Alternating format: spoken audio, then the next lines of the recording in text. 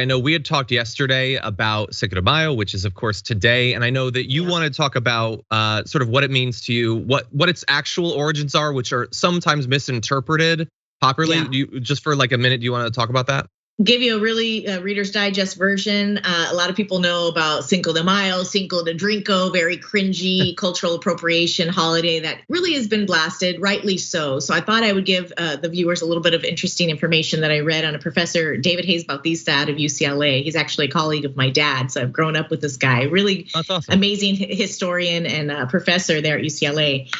So it actually started in California, the Cinco de Mayo celebrations. It's an American-born tradition, even though it commemorates the Battle of Puebla, which happened in 1862 in Mexico.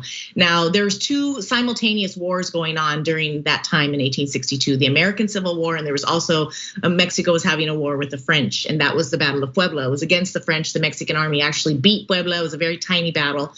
So there's a political movement in the United States from Americans of Mexican descent, and Bautista did some research with some Spanish newspapers and really discovered that there was a lot of pro-union sentiment amongst Americans of Mexican heritage. They were very against slavery. They wanted to support a government of the people. So they really saw the Battle of Puebla as a rallying cry for that. At this time, during the Civil War, the Mason-Dixon line was being argued to be extended across the United States into California, which made part of California a slave state. They were very against this. So these were Mexican Americans that got together, and it was a political rally.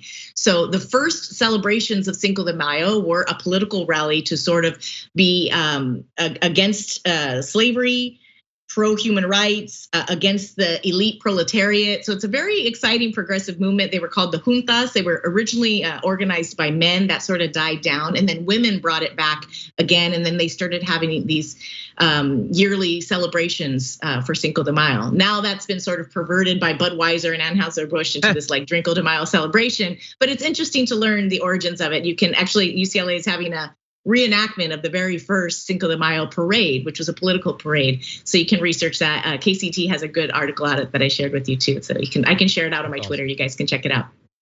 Yeah, in terms of those brands, it's basically what happens to every holiday. Eventually gets stripped away and it's made about beer or whatever. But and also, really I think a lot of people. I was just gonna say, it's really cool that it was an anti-slavery celebration and you're really, an anti-elite, proletariat celebration. Kind of exciting. Yeah, that it has these political connotations, and that, by the way, that it's not Mexico's Independence Day. That's a different day, and it's not primarily a Mexican holiday. Like I read that there's some places where they do celebrate it, but it is primarily a more American thing. So it excites me. It excites me to think that a lot of MAGA heads out there might be celebrating Cinco de Mayo today and not really know what the origins are.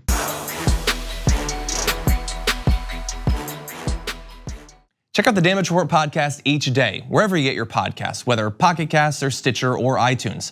You can join me as I give you the news and stories you want, with a range of co-hosts and interview guests jumping in on the fun each day. Again, that's the Damage Report, wherever you get your podcasts. And if you get them at iTunes, don't forget to rate and review. Sometimes I'll read them live on the show.